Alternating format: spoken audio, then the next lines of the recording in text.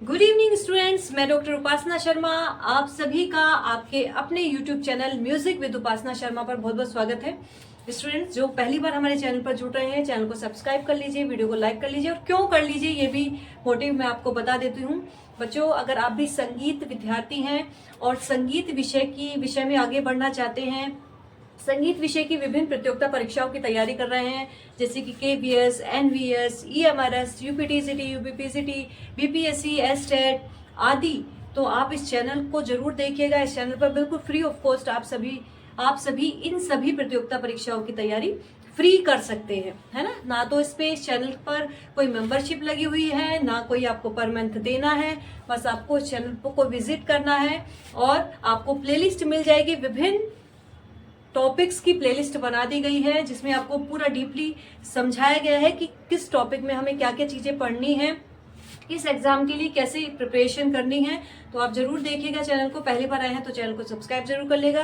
बच्चों, आज हम आपके लिए फ्री क्लास लेकर आए हैं। 50 क्लास है ना, 50 क्लास, यानी कि आप समझ सकते हैं हमारी जो प्लेलिस्ट बन चुकी है उसमें 49 क्लासेस आपको ऐसे ही फ्री में मिल जाएंगी अगर आप प्लेलिस्ट ऑप्शन पर जाएंगे तो। और आज हम टॉपिक करने वाले हैं बच्चों वायलिन, है ना। इससे पहले हमने विभिन्न इंस्ट्रूमेंट के विषय में आपको करा दी हैं, बहुत सारी वीडियो डली हुई हैं, आप उनको जरूर देखिएगा। जैसे कि तानपुरे के विषय में करा दिया है, सितार के विषय में करा दिया है। अलग अलग विद्वानों ने सितार को किस तरह से मिलाते थे, वो किस किस स्वर में मिलाते थे, किस नंबर का तार उस पर लगाते थे, वो सब बिल्कुल आपको वो टोटली बिल्कुल इस तरह से आपको पढ़ाया गया है जिस तरह से आप एग्जाम में बैठेंगे तो आपको एग्जाम में उसी तरह के क्वेश्चन देखने को मिले। ठीक है बच्चों, तो आज हम जानते हैं वायलिन के विषय में। सबसे पहले वायलिन मैं आपको बता दूं बच्चों, ये एक विदेशी वाद्य इसको कहा जाता है ना। वायलिन को क्या कहा जाता है? पॉइंट वाइज चीजें मैं आपको कराती हूँ। इस चैनल की विशेषता ही बच्चों ये है कि आपको पॉइंट वाइज चीजें मिलेंगी। बहुत सारी थ्योरी आपको नहीं कराऊंगी, क्योंकि आप हमारी वीडियो देखेंगे तो खुद ही समझ जाएंगे, और समझ के ही चीजें हम ज्यादा देर तक याद कर पाते हैं। रट्टा वाली जो चीजें होती हैं वो हम केवल एग्जाम में भी बहुत सारी चीजें भूल जाते हैं, लेकिन आप समझ के कोई भी चीज करेंगे, मेथड से करेंगे, तो आपको वो बात तक याद रहेंगी। तो वायलिन समझ लीजिए, वायलिन एक प्रकार का विदेशी वाद्य है, या कह लीजिए कि एक पाश्चात्य वाद्य है। ठीक है, क्या है? पाश्चात्य वाद्य है। ठीक है, तो अगर पूछा जाए कि वायलिन भारतीय वाद्य है या पाश्चात्य वाद्य है, तो यह एक पाश्चात्य वाद्य है। इसका आविष्कार जो हुआ, कई बार इसका आविष्कार पूछा जाता है कि इसकी रचना जो है वायलिन की किसने की, है ना, और कहां पर की। इसका आविष्कार यूरोप में, बच्चों यूरोप में 16वीं शताब्दी में हुआ। वेरी इंपॉर्टेंट चीज है ना, किस शताब्दी में पूछा जा सकता है, तो किस शताब्दी में हुआ इसका आविष्कार? यूरोप में 16वीं शताब्दी में हुआ।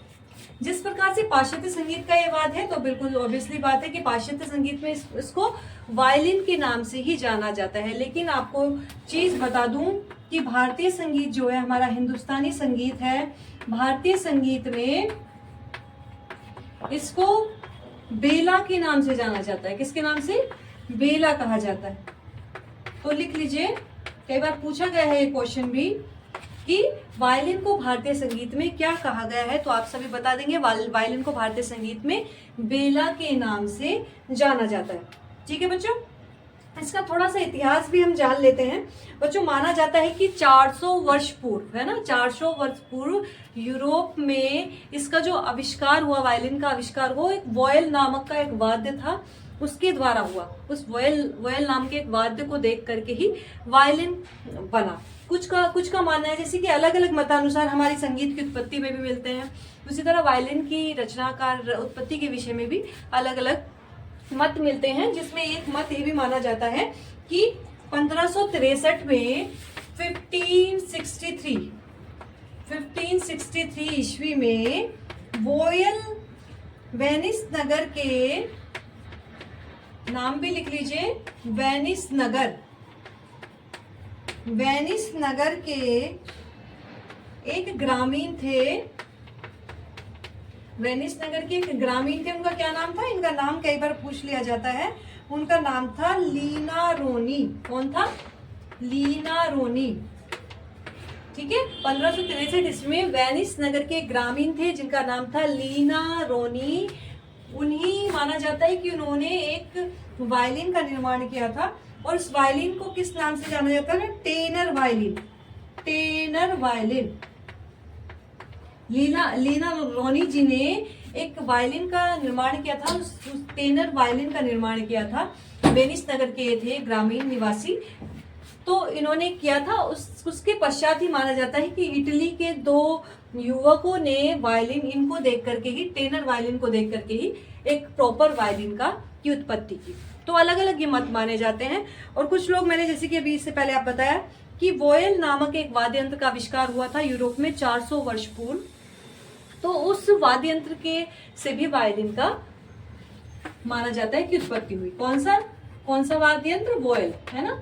तो ये चीजें कई बार पूछ ली जाती हैं कि किसको देख करके वायलिन की उत्पत्ति मानी जाती है। तो वोयल नामक वाद्य यंत्र को देख करके भी मानी जाती है। और इसके साथ साथ ये भी ध्यान रखेंगे कि वेनिस नगर के एक ग्रामीण थे लीना रोनी जी, जिन्होंने टेनर वायलिन का माना जाता है उत्पत्ति की 1563 में। तो टेनर वायलिन का बारे में अगर पूछा जाता है किसने उत्पत्ति की, तो आप उसको बता सकते हैं ये लीना रोनी जी ने की। बच्चों बिल्कुल संक्षिप्त में अपनी बात समझाऊंगी, बिल्कुल पॉइंट टू पॉइंट। जो क्वेश्चन में एग्जाम में पेपर में जो क्वेश्चन बनते हैं वो चीजें आपको समझा रही हूँ। तो ये सब चीजें आप तैयार कर लीजिए। चलिए, अब वायलिन के इतिहास के बारे में हमने जान लिया और वायलिन को क्या कहा जाता है ये जान लिया। अब हम जान लेते हैं बच्चों वायलिन के अंग, है ना। वायलिन के अंग मोस्ट इंपोर्टेंट, इनसे संबंधित क्वेश्चन पूछे जाते हैं। वायलिन के अंग, आप सभी को बता दूं कि वायलिन में 4 तार होते हैं। अभी हम आगे वैसे पढ़ेंगे कि उन चारों तारों को कैसे कैसे मिलाया जाता है, लेकिन इससे पहले हम वायलिन के अंग को जान लेते हैं। तो इसके जो वायलिन के जो अंग माने जाते हैं वो मुख्य कितने अंग माने जाते हैं? 6 मुख्य अंग। ठीक है, इससे पहले हमने तानपुरे के अंग भी पढ़े हैं। तानपुरे के अंग से संबंधित भी क्वेश्चन बहुत सारे बनते हैं, है ना। तो उनको आप याद करिएगा कि खुंटियां कितनी होती हैं, घुड़च किसका बना हुआ होता है, गुल्लू कहाँ पर होता है, अटी क्या होता है। तो वो सब आपको पूरा तरीके से पढ़ाया हुआ है, पूरा चित्र बना करके मैंने उसको समझाया है आपको, जिससे आपको समझ में आ जाए कि किस तरह का तानपुरा और कहाँ पर कौन सा अंग मिलता है। तो उसको वीडियो को भी आप जरूर देखिएगा। तो वायलिन के बच्चों 6 मुख्य अंग माने जाते हैं। फर्स्ट तो बिल्कुल आप सभी जानते ही होंगे, बॉडी, है ना भाई। किसी भी इंस्ट्रूमेंट को बनाने के लिए सबसे पहले उसकी बॉडी बनानी होती है, उसके बाद ही उस पर तारों का प्रयोग या किसी भी चीज का प्रयोग किया जाता है। अलग अलग हमारे 4 प्रकार के वाद्य हैं। तो ये मान लिया जाता है कि ये क्या है? वायलिन का एक क्या हो जाता है? ये शरीर है। यह वायलिन का शरीर होता है ना। कई बार पूछ लिया जाता है कि वायलिन का शरीर किसको कहा जाता है, तो इसलिए थोड़ी थोड़ी चीजें मैं इसमें से आपको लिखवाऊंगी। यह अंदर से, लिखते जाइए सभी, आप पूरे नोट्स बना लीजिए अपने। बच्चों सबसे बड़ी बात इस चैनल की ये है कि जो भी हम वीडियो आपको उपलब्ध करा रहे हैं प्लेलिस्ट में, इनसे आप अपने नोट्स बना सकते हैं। और जो लाइव क्लासेस हम दे रहे हैं, लाइव क्लासेस में केवल हम MCQs कराते हैं, यानी कि जो भी चीजें हम आपको करा चुके हैं या उससे अलग भी उनसे संबंधित क्वेश्चन, पिछले एग्जाम्स में पूछे गए क्वेश्चन या आगे जो भी क्वेश्चन आएंगे उनको करा रहे हैं। तो उस लाइव क्लास से आपकी क्या बन जाता है? एक प्रैक्टिस सेट बन जाता है। ठीक है, तो लाइव क्लास हमारी 100 हो चुकी हैं। तो 100 में हम समझ लीजिए कितने सारे क्वेश्चन आपको कराए हैं। तो आप एक लाइव क्लास का अलग रजिस्टर बनाइए और अपने जितना भी हमने आपको ये कराई हैं टॉपिक बाय टॉपिक, इनका अलग रजिस्टर बनाइए, क्योंकि ये तो थ्योरी हो रहा है और इसमें आपको क्वेश्चन कराए जा रहे हैं। तो 1 बाय 1 क्वेश्चन इस तरह से लिखते जाइए, तो आपका पूरा प्रैक्टिस सेट तैयार हो जाएगा। इसके साथ साथ हम हर संडे आपको बच्चों एक टेस्ट भी प्रोवाइड करते हैं। तो अगर आप टेस्ट कर देना चाहते हैं तो आप हमारे टेलीग्राम ग्रुप से जुड़ जाइए, उसका लिंक आपको डिस्क्रिप्शन में मिल जाएगा चैनल के। तो हर संडे उस पर टेस्ट प्रोवाइड किया जाता है, जिससे आप अपना देख सकते हैं हमारी कितनी तैयारी हो चुकी है। तो ये बच्चों, ये वायलिन का बॉडी पार्ट होता है, शरीर होता है। यह अंदर से पोला होता है ना, खोखला जिसे बोल सकते हैं। और ये पोला होने के कारण इसमें अंदर से जैसे एक आवाज गूंजती है, जैसे कि और भी इंस्ट्रूमेंट है हमारे, जैसे कि सितार है और तानपुरा है। इन सभी में तुम्बा होता है नीचे, जो अंदर से पोला होता है, और तभी आवाज गूंजती है। और इसको बॉडी को कई बार बच्चों बेली भी बोलते हैं, बेली भी कहा जाता है। ठीक है, तो अगर पूछा जाए कि बॉडी को क्या कहा जाता है, तो बेली भी कहा जाता है। और ये किसकी बनी हुई होती है? लकड़ी की। ऑब्वियसली आपने देखी होगी वायलिन, तो ये लकड़ी की बनी होती है। ठीक है, क्लियर हो गया बच्चों? Body is very simple. चलिए नेक्स्ट हम कई बार पूछ लिया जाता है, ये पार्ट्स के नाम पूछ लिए जाते हैं, तो आपको कम से कम उन पार्ट्स के नाम भी याद होने चाहिए। सेकंड पार्ट है आपका फिंगर बोर्ड। ठीक है, फिंगर बोर्ड ऐसे भी लिख सकते हैं इंग्लिश में या हिंदी में भी लिखा हुआ आ सकता है, फिंगर बोर्ड। ठीक है, फिंगर बोर्ड जैसे कि नाम से सब स्पष्ट हो रहा है, इसमें उंगलियों की सहायता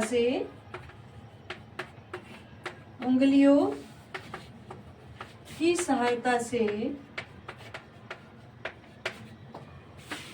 स्वर निकाले जाते हैं। ठीक है, तो कई बार पूछ लिया जाता है कि फिंगर बोर्ड कौन से इंस्ट्रूमेंट में यूज किया जाता है, तो आपको याद रहेगा कि फिंगर बोर्ड वायलिन का ही एक पार्ट है।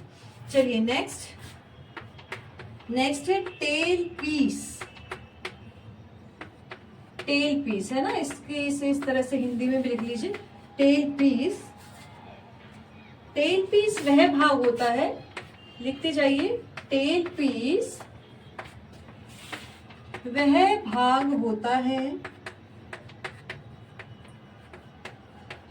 जिसमें 4 सुराख होते हैं,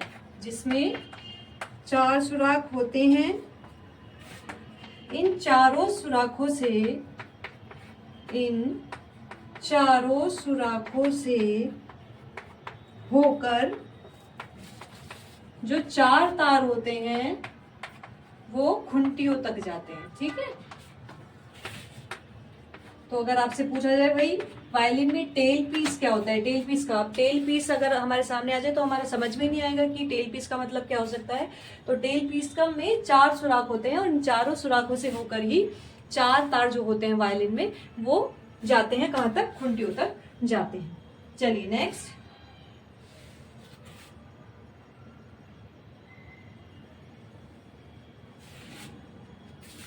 चलिए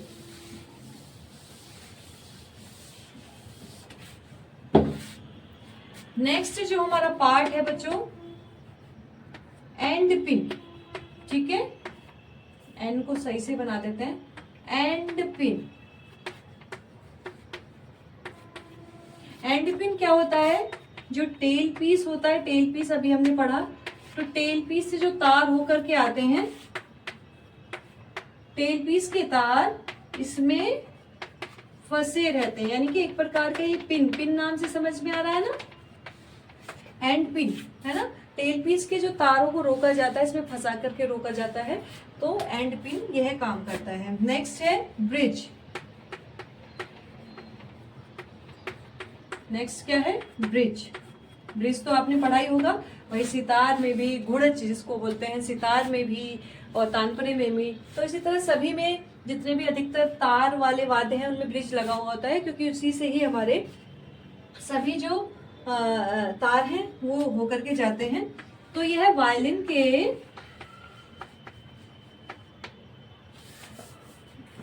या कह सकते हैं इसके वायलिन के लिख देते हैं, वायलिन के तार इसके ऊपर से होकर खुंटियों तक जाते हैं। ठीक है, लिखते जाइए, वायलिन के तार ही इसके ऊपर से होकर खुंटे, यानी कि ब्रिज के ऊपर से होकर, घुड़च होता है एक तरह का, तो इसके ऊपर से होकर ही खुंटियों तक जाते हैं। चलिए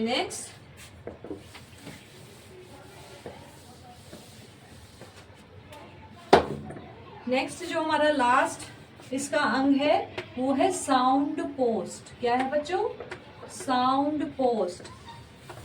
तो वेरी इंपॉर्टेंट ये आपका टॉपिक है, साउंड पोस्ट। ये है वायलिन के अंदर ब्रिज के ठीक नीचे लगा रहता है। ठीक है, ये साउंड समझ में आ रहा है कि साउंड में आवाज के लिए लगाया जाता है। ये अगर आप इलेक्ट्रिक तरीके से वायलिन को प्ले करना चाहते हैं तो उसके अंदर ये साउंड उत्पन्न करता है, तो ये साउंड पोस्ट इसको कहते हैं। तो मुख्य वायलिन के अंग हमने पढ़ लिए बच्चों। मुख्य वायलिन के 6 अंग होते हैं। अब जान लेते हैं कि वायलिन को किससे बजाते हैं। आप सभी जानते हैं कि वायलिन एक प्रकार का क्या है, तार का वाद्य होता है। लेकिन तार के वाद्यों की भी 2 श्रेणी होती है, तत्वाद और वितत्वाद। और हम जानते हैं जो तत्वाद होते हैं वो उंगलियों की सहायता से बजाए जाते हैं, या फिर मिजराब की सहायता से, नखी की सहायता से, जवा की सहायता से। लेकिन जो गज से बजाए जाते हैं या बो से बजाए जाते हैं वाद्य, ठीक है, वो हमारे वितत्वाद की श्रेणी में आते हैं। तो वायलिन ऑब्वियसली वितत्वाद की श्रेणी में आएगा क्योंकि यह गज से बजाया जाता है। ठीक है, वितत्वाद की। अगर ऑप्शन में आपको तत्वाद भी मिले, अगर पूछा जाए कि वायलिन किस प्रकार का वाद्य है, तत्वाद है, वितत्वाद है, तो ऑप्शन में अगर वितत भी है आपको वितत लगाना है, लेकिन वितत नहीं है तो फिर तत् लगाना है। तो वायलिन एक प्रकार का वितत्वाद है। और ये किससे बजाया जाता है, गज से बजाया जाता है। लिख लीजिए गज या फिर बो, कई बार बो भी आता है लिखा हुआ, तो लिख लीजिए वायलिन को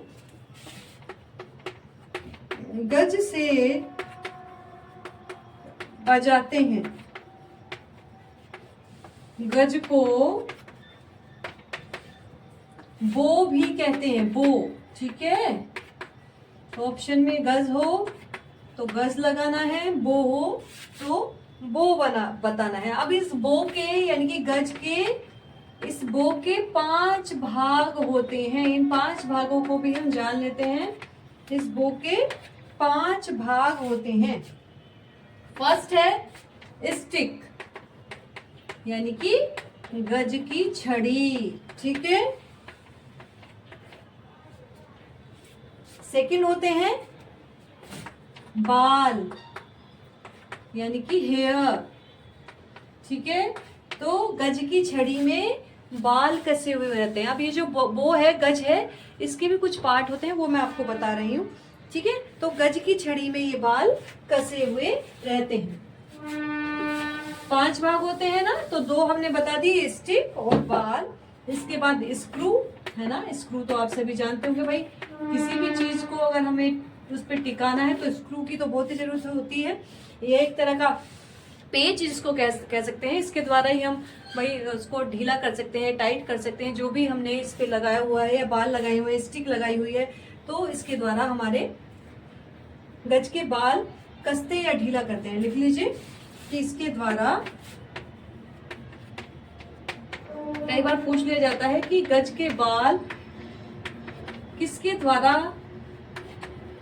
ढीला करते हैं।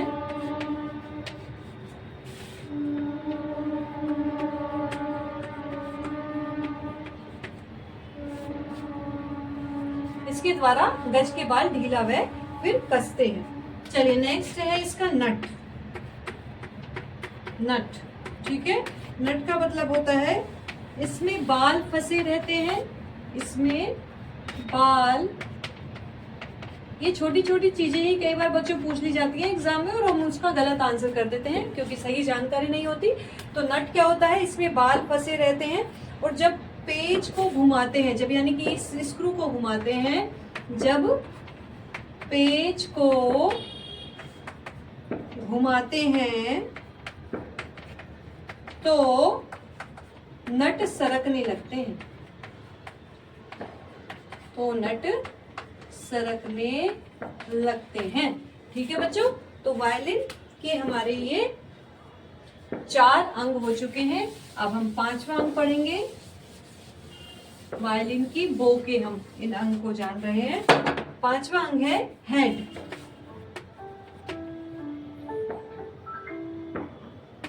पांचवा अंग क्या है बच्चों, हेड। यह बो का अंतिम सिरा होता है। यह बो का अंतिम सिरा होता है। ठीक है, अगर पूछा जाए कि बो के 5 अंगों में जो अंतिम सिरा है उसको क्या बोलते हैं, तो आप बता देंगे कि ये बो का अंतिम सिरा होता है। अब इसके बाद हम बात कर लेते हैं एक और नई चीज की, रेजिन। रेजिन क्या है ना? रेजिन भी एक प्रकार की क्या चीज है वायलिन में, ये भी हमें पता होना चाहिए। तो रेजिन इस तरह से इंग्लिश में भी आ सकता है, हिंदी में भी आ सकता है। तो रेजिन क्या है, लिख लीजिए। गज जिस पर रखकर बजाते हैं, गज जिस पर रखकर बजाते हैं उसे रेजिन कहते हैं। ठीक है,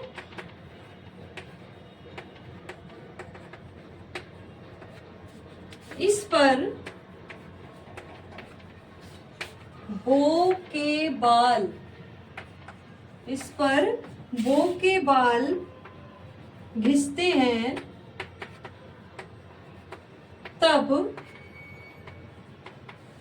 वायलिन बजती है। इस पर बो के बाल घिसते हैं तब वायलिन बजती है। इससे आवाज साफ व सुंदर आती है। ठीक है बच्चों, तो रेजिन से क्या होता है, इससे जो वायलिन पर हम कुछ भी बजा रहे हैं उससे आवाज साफ और सुंदर हो जाती है। तो यह भी एक रेजिन क्या है, ये भी एक वायलिन का ही पार्ट है। तो इसको भी आप अच्छे से तैयार करिए कि रेजिन क्या है, कई बार पूछ लिया जाता है, तो आप रेजिन को तैयार कर लीजिए। ठीक है बच्चों, आवाज साफ व सुंदर आती है। चलिए अब मोस्ट इम्पोर्टेंट चीज हम वायलिन के विषय में एक और चीज जान लेते हैं। बहुत शॉर्ट में 2 पेज में आपका सब चीज खत्म हो जाएगी। वायलिन का परिचय भी, वायलिन का इतिहास भी, वायलिन के अंग भी, वायलिन के तार भी, और इन तारों को आप कैसे मिलाते हैं इनको भी आप कर लीजिए, है ना। तो वायलिन के हम तारों के बारे में जान लेते हैं। वायलिन में कितने तार होते हैं बच्चों? 4 तार होते हैं। कितने तार होते हैं? 4 तार होते हैं। इनको जो पाश्चात्य संगीत में मिलाते हैं वो स्केल जान लीजिए। पाश्चात्य संगीत पद्धति में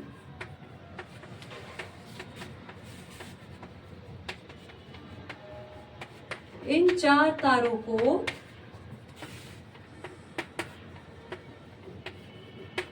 इस प्रकार मिलाते हैं, है ना।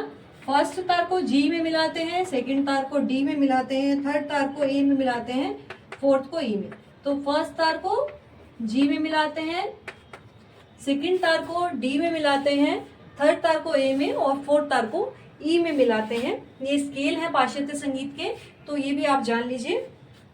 अब हम जान लेते हैं पाश्चात्य संगीत में तो इस तरह से मिला लिया जाता है, लेकिन हमारे भारतीय संगीत में किस तरह से वायलिन के तारों को मिलाते हैं। तो बच्चों, भारतीय संगीत में 3 पद्धति है वायलिन को मिलाने की।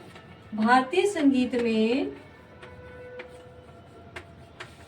वायलिन को 3 तरह से मिलाया जाता है। ठीक है, मतलब विद्वान अपनी अपनी सुविधा अनुसार या कह सकते हैं राग की सुविधा अनुसार अलग अलग तरह से इसको मिलाते हैं। जो पहला प्रकार है बच्चों, अगर उसको हम जाने तो पहला प्रकार मिलाते हैं फर्स्ट तार मंद्र पा में, फिर सेकंड तार सा में, फिर थर्ड तार पा में, मध्य पा में और फोर्थ तार सा में। तो इस तरह से पहला तार, दूसरा तार, तीसरा तार, चौथा तार मिलाया जाता है। अब दूसरा जो प्रकार होता है वो किस तरह से मिलाया जाता है? पहला तार मंद्र सा में, दूसरा तार मंद्र पा में, तीसरा तार मध्य सा में और चौथा तार पा में। ठीक है, अब तीसरा प्रकार जो पहला तार मंद्र मा में, दूसरा तार सा में, तीसरा तार पा में और चौथा तार रे में मिलाया जाता है। तो भारतीय संगीत में कितने प्रकार हैं? 3 प्रकार वायलिन के प्रचलित हैं और 3 प्रकार में ये प्रकार हैं। और सबसे ज्यादा जो भारतीय संगीत में प्रचलित है ये तीसरा प्रकार प्रचलित है। तो अगर आपसे पूछा जाए कि कौन सा प्रकार को अधिक मिलाया जाता है, जैसे कई रागों में भी आपको ऐसा मान्यताएं देखने की मिलती हैं कि कुछ विद्वान उस राग की जाति दूसरी मानते हैं, कुछ लोग दूसरी मानते हैं। तो अधिक विद्वान जिस को मानेंगे उसको ही हम उसका ही आंसर करते हैं। तो उसी तरह यह है कि अधिक विद्वान जो मानते हैं तीसरे प्रकार को मानते हैं वायलिन को मिलाने में। फर्स्ट तार मंत्रमा, सेकंड तार सा, थर्ड तार पा और चौथा तार तार रे। ठीक है बच्चों, तो इसी तरह नई वीडियो को देखने के लिए या नए टॉपिक को जानने के लिए संगीत के हमारे चैनल को जरूर सब्सक्राइब करिएगा और उन बच्चों तक जरूर पहुंचाइएगा जो संगीत विषय की फ्री ऑफ कॉस्ट तैयारी करना चाहते हैं, जो आर्थिक रूप से कमजोर है, फीस पे नहीं कर पाते हैं। तो कल फिर मिलते हैं लाइव कक्षा में 5:45 PM पर, जरूर ज्वाइन करिएगा। Thank you so much.